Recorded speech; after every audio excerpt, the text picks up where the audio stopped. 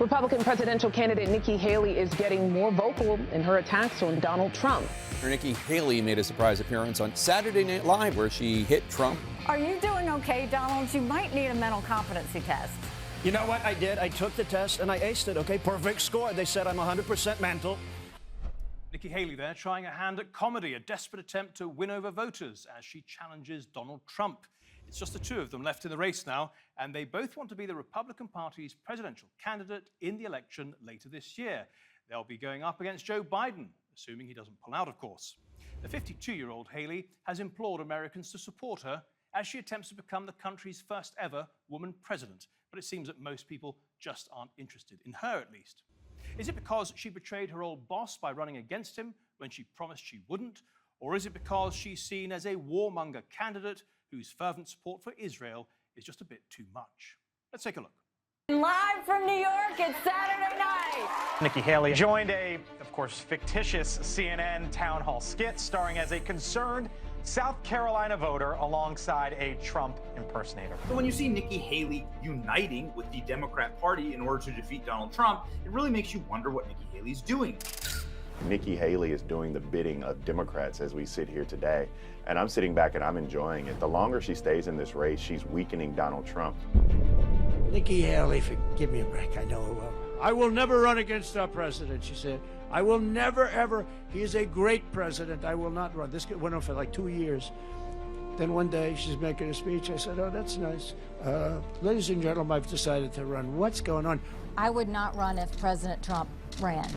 I'm Nikki Haley, and I'm running for president. Literally nothing she said was the truth. I don't want to see Joe Biden become the next president, and I don't want to see Donald Trump become the next president. I want to see a conservative become the next president. What is the Nikki Haley support base in your mind? From Democrats. That want to bruise you up before you get to Joe Biden. She's being supported by Democrats.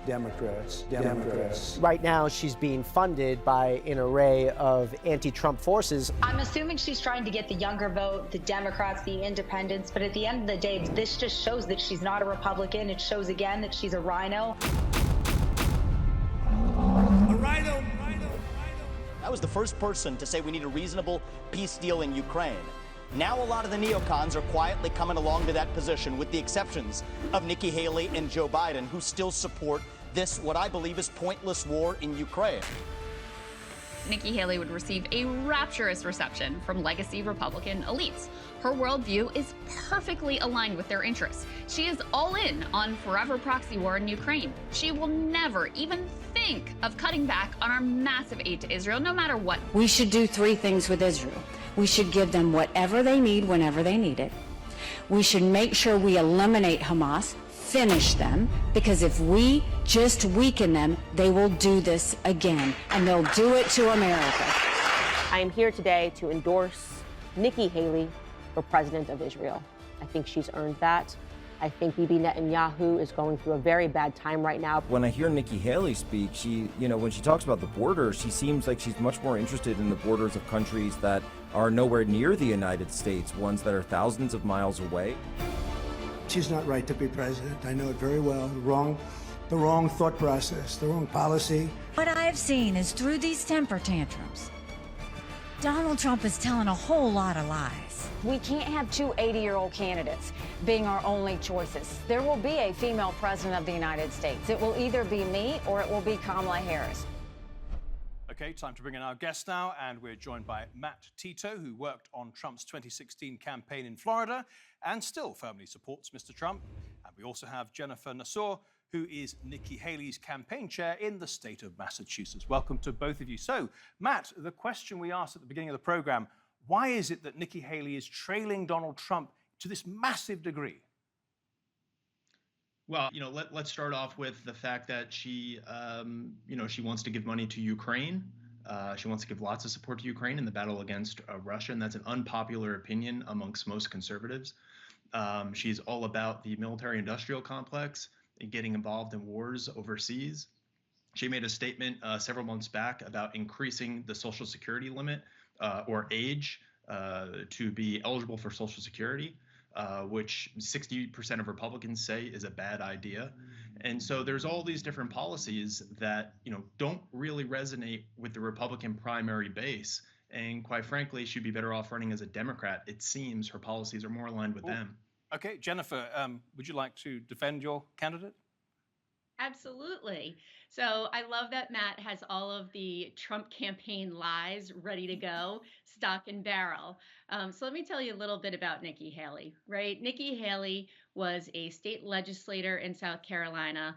Then she ran for governor, 2 terms as governor, incredibly popular. She was also a Tea Party candidate for governor, who then implemented the strictest immigration laws in America, and the first ones.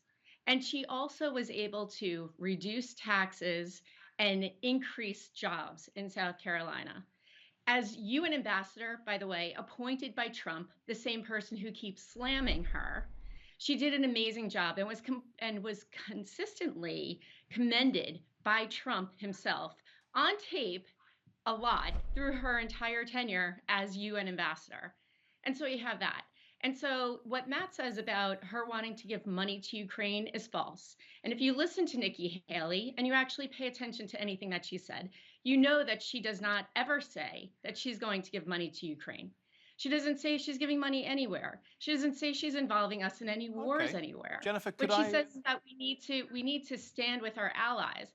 And so when Matt says about her policies are incredibly unpopular with Republicans, it is Trump who said that he was going to raise the retirement age, Trump who was going to put a national gas tax on everyone, and Nikki Haley, what she said is if you are 20 years old and you're in college, what you need to recognize is there won't be any Social Security left for you. So what we need to do is we need to tell you right now that we're going to raise the retirement age on you. So that would be my children, not someone who's 50 years old. Jennifer, quick challenge for you. She is funded by Democrats, though. She is not funded by Democrats, and Democrats can't vote in New Hampshire, in Iowa, in Massachusetts. Could I just put it to you that Reid Hoffman, the co-founder of LinkedIn, who is a big Democrat donor, gave $250,000 to a pro-Nikki Haley super PAC, and also that Jamie Dimon, the CEO of J.P. Morgan, has urged Democrat donors to rally behind Nikki Haley. She is receiving funding from Democrats. She's receiving funding from everyone, from Republicans included, myself included in there, and a lot of other good, high-profile Republicans who have given money to her campaign. Listen, if you're a Donald Trump donor, and Donald Trump was a Democrat before he was a Republican, Donald Trump voted for Hillary Clinton back in the day. So, you know, this whole business of trying to spin Nikki Haley as a Democrat is hysterical to me. Matt Tito, when she is really the only true conservative in this race. And Donald Trump, donors to Donald Trump are actually funding his legal bills, whereas donors to Nikki Haley are helping her campaign to be president of the United States. Matt Tito, challenge? Yeah, I mean, let's start off with the Social Security point there. If we didn't send billions of dollars to Ukraine, we wouldn't have a problem funding Social Security. So let's stop sending money overseas and maybe we can help out our retirees here in America, for the people here. First of all, and I have no doubt that she was a popular governor at one point in her life when she was governor, but she's no longer governor of the state of South Carolina. What's really embarrassing for her is that she's down up to 30 percentage points in some polls in the upcoming South Carolina primary in the state where she was governor. I mean, if you can't win your own state and you can't come within 30 percentage points of the guy ahead of you, you know, then that's probably a sign that you're in the wrong race and it's time to drop out. Jennifer, time to drop out? I mean, she does look like she's going to spectacularly fail in her own state on Saturday. Do you think it's time she dropped out? No, absolutely not. Nikki Haley was down at 2 points in Iowa when she first started, and that was a race with all the guys in the race. All of them got out. She's the only one left in there. She's not going to lose by 30 points. That's total baloney, and Matt knows that, because we saw those polls happen in New Hampshire and it's happening in South Carolina, and the only poll that matters is the one on Election Day. And Jennifer, so where are all the people who, all those independent voters, all of those really disenfranchised Republicans who are sick of the way of where everything is going? They don't want to see, 70% of Americans do not want to see another Trump and Biden matchup, and 60% of Republicans, 60% of voters do not want to see anyone over that's 80 years old in office. Right, Jennifer, and almost half of Republicans don't want to see Donald Trump in office again. We're running out of time. Quick question for you, Jennifer. Is she a RINO, meaning a Republican in name only? I mention that because she did promise that she wouldn't run against President Trump, and then she did a U-turn on that. Some would say that's a betrayal. She also went on Saturday Night Live to attack Trump. And as most people know, Saturday Night Live is a sort of satirical program, the bastion of the Democrats and the progressives everywhere. Why would she go into enemy territory to have a go at Donald Trump, who's incredibly popular with Republicans, if she was not a RINO?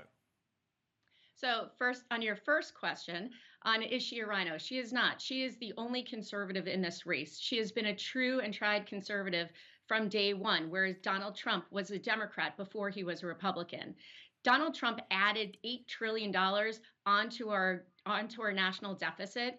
Nikki Haley does not have a track record of adding any debt onto our deficit.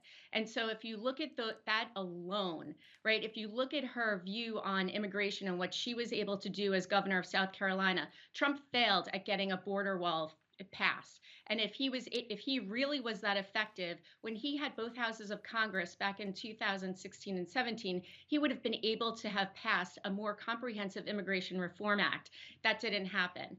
Now, when it comes to Saturday Night Live and her going on there, she was trying to goad Donald Trump into debating her because Donald Trump is scared to get on a debate stage and debate Nikki Haley. So no, she's not a RINO, but what she's trying to do is get Donald Trump to show that he can actually be the leader of America. And you can't be a leader if you're Joe Biden and you're campaigning from a basement, or Donald Trump who's campaigning from a courtroom.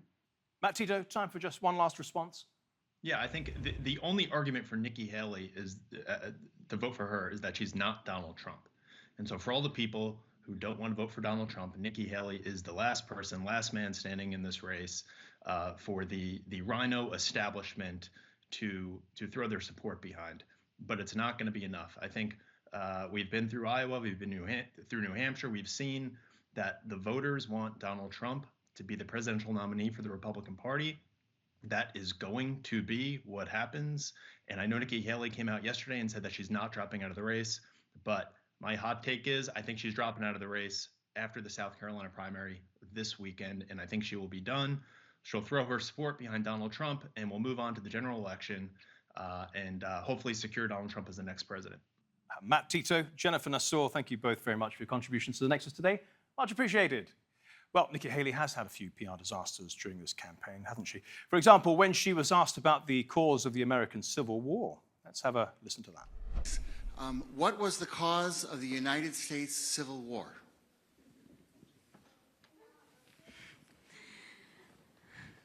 Well, don't come with an easy question or anything. I mean, I think the cause of the Civil War was basically how government was going to run, the freedoms and what people could and couldn't do. What do you think the cause of the Civil War was? And in the year 2023, it's astonishing to me that you answer that question without mentioning the word slavery. What do you want me to say about slavery? No, you've answered my question. Thank you. Next question. Well, a bit of an awkward moment on the campaign trail, but frankly, this contest has been full of them. For example, Trump making Nikki Haley's family background an issue. Her parents are from India and were not US citizens when she was born in South Carolina. Donald Trump has suggested that that means she's not eligible to run for president, reposting this Gateway Pundit article, which says the Constitution forbids it. Of course, she is eligible to be president, as she was born in America.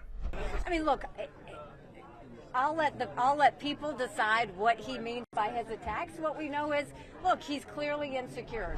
And Trump's references to her Indian background don't end there.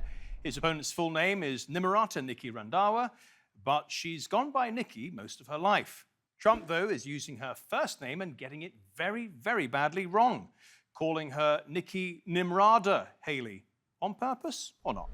Well, first, I am the proud daughter of Bamberg, South Carolina. So I love my sweet town, and I'm proud to say I'm from there. So that's the first question. We can throw that out the window. And look, the name calling, I know President Trump well. That's what he does when he feels threatened. That's what he does when he feels insecure. Okay, let's bring in our next guest now. And Douglas Heye is with us. No one knows the Republican Party better than him. He's the former communications director for the Republican National Committee. Douglas Heye, welcome to the program.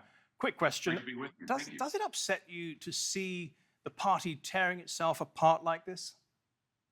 Well, I think I've been upset with how the party's behaved for a good 6-7 years now. And, what we see often in primaries is they get nasty and they get divisive, and that usually happens pretty quickly. That was true in 1988. That was true in 1996.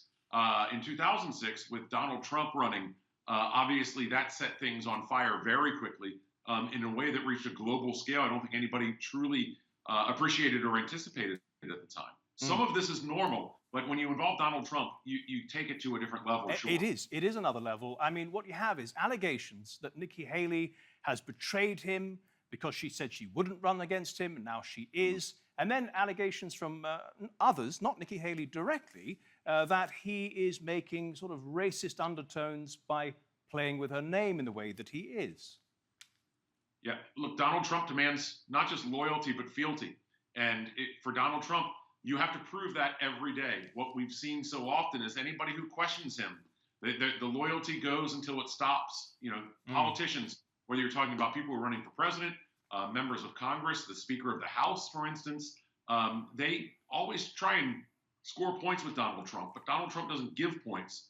He only takes them away one at a time. And we learn that lesson over and over again. There's always a new example of that. And to your point about what Trump has said about race, he's not being careful here. He's not being cautious. This is in line with what Trump has said so often. Let's not forget that the first time he really sort of entered the world of politics, he was leading by questioning whether or not Barack Obama was born in the United States or not, which obviously he was. Trump will use anything to his advantage. And if he sees something that will work for him, he'll try it. This is another example of it. Just very briefly, she is lagging behind him by 30, 40, 50 points. Depends where you look. And yes, partly that's because Trump is such a big presence, but also because, frankly, her campaign hasn't been that great. She had a bit of a PR disaster, didn't she, when she was answering a question about what was the main reason behind the Civil War, and she didn't mention slavery. Yeah, that tells you, I think, as much as you want to know about the Republican Party and how it's morphed in the Trump age, right there in one quote. Obviously, slavery wasn't just part of the Civil War, it was the main driver of it. And for Nikki Haley, who very courageously, very gracefully took down the Confederate battle flag from the South Carolina Capitol, it left a lot of her supporters sort of disappointed and scratching their heads at what's going on here. But this is where Republican politics are now. And also that Donald Trump is well ahead in this race. He's going to be the nominee unless he decides not to. Okay. And that would be true whether we were talking about Nikki Haley, Ron DeSantis, Chris Christie, or anyone else. She's the last person standing, which is significant. But clearly, even in her home state, not enough to win at the polls. Douglas, let's just pause for 1 second and have a look at this report, looking at her foreign policy. When it comes to foreign policy, Nikki Haley has the reputation of being a serious hawk. And it's not hard to see why. Voters in the country don't have the appetite to get involved in another country. But you know why they don't have the appetite? No one has told them why they should care. This is not about starting a war. This is about preventing a war. You go and take out anyone who wants to destroy America or destroy our friends. Is there a way to do this without creating World War III? Her policies and willingness to pick fights abroad have opened her up to accusations of being a neocon. These toxic neocons. You could put lipstick on a Dick Cheney, it is still a fascist neocon. The mouthpieces on Fox and Friends declared Haley the debate's clear winner, in particular because they love her neocon foreign policy. Nikki Haley is trying to find this, I want to be the woman, I want to be the next generation, I want to be the neoconservative policy wonk. Neoconservatives are advocates of an assertive, some say aggressive foreign policy, ostensibly promoting democracy through military intervention, or as their critics suggest, bombing different countries in endless wars and taking profits if they're available. The term has been around since the 1960s, but these days is most closely associated with many of the masterminds behind George W. Bush's wars in Iraq and Afghanistan. People like Paul Wolfowitz, Richard Perle, and Elliot Abrams, working as advisors to Bush's Vice President Dick Cheney and Defense Secretary Donald Rumsfeld. The neocons argued then that deposing Saddam Hussein and installing a Western-style democratic system would work and be an example for the entire region. As it turned out, it was a disaster. So is Nikki Haley a neocon? Some of her rhetoric suggests she may well be. And I'll say this to Prime Minister Netanyahu, finish them. Finish them. Hamas did this. You know Iran's behind it. Finish them. We should make sure we eliminate Hamas, finish them once and for all. Seriously, how much worse do these people want to get in? And her views on one US ally are as neoconservative as it gets. Everything about Israel, we could have no better ally than Israel. America and Israel value human life. It's what makes us a civilized country. It's clear Nikki Haley's affinity for Israel has become deeply personal. First of all, my family, we all went to Israel. If you haven't been, you should go with your family. It's life-changing. That's an understatement. We need to give Israel whatever she needs Whenever they need it, no questions asked. In fact, calling Haley pro-Israel may be a major understatement. It's not that Israel needs America. America needs Israel. Israel is the front line of defense for the Iranian regime and terrorists that want to hurt us and want to hurt our friends. So, Douglas, she's being accused of being a hawk, a warmonger, a neocon. Any truth in those allegations? I think the reality is that this is the party of Trump. And if Donald Trump were all in for Ukraine, all in for Israel, that the party would be totally okay with that. We have turned our party essentially into a cult of personality where attitude is more important than policy. And Donald Trump certainly did well with the party by in running for president by criticizing the war in Iraq.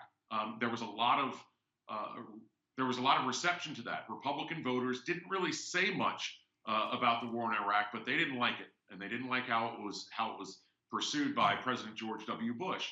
So it allowed an audience for Trump. But again, I think the reality is on any issue, whether we're talking foreign policy, immigration, or guns even, that Donald Trump would be able to do what most other Republican candidates aren't able to do.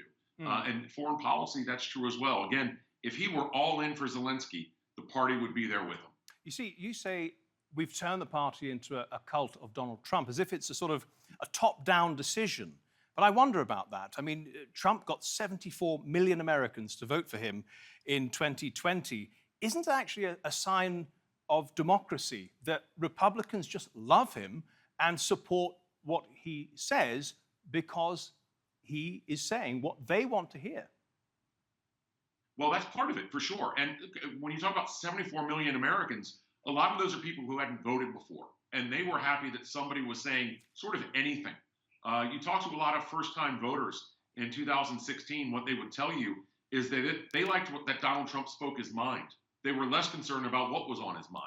And that has benefited him, and it's why he could certainly be president again. But what we've seen time and again is an acceptance. The House of Representatives, the House Republican Conference, of which I worked in, is the perfect example of this. They will bend to wherever Donald Trump is. A great example, just 2 weeks ago, we had a bill for border security.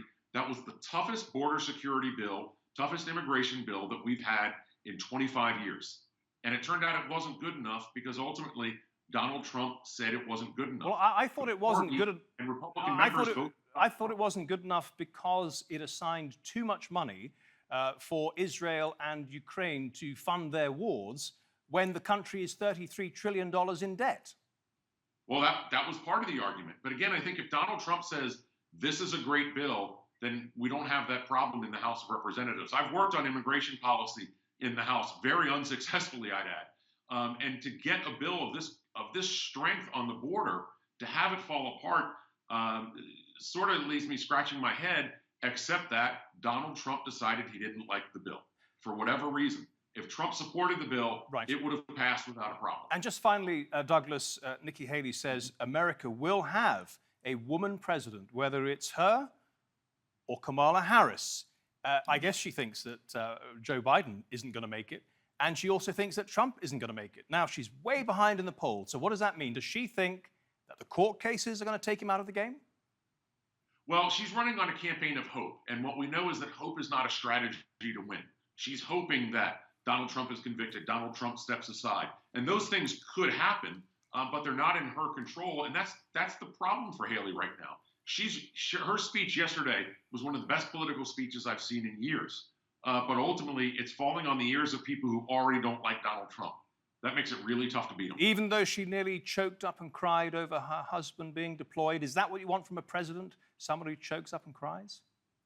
I think somebody who's talking about her husband being deployed overseas has carte blanche to be as emotional as she wants to be. I don't think there's any issue there. And look, Joe Biden is a very emotional president. One of the things that people said is his benefit is that he's the consoler in chief. Douglas Heye, thank you so much for your contributions to the Nexus today. Much appreciated. And thank you at home and on your phones for watching. If you want to see this episode or any of our previous episodes again, you go to our channel on YouTube, just type in Nexus TRT World. Until next week then, goodbye.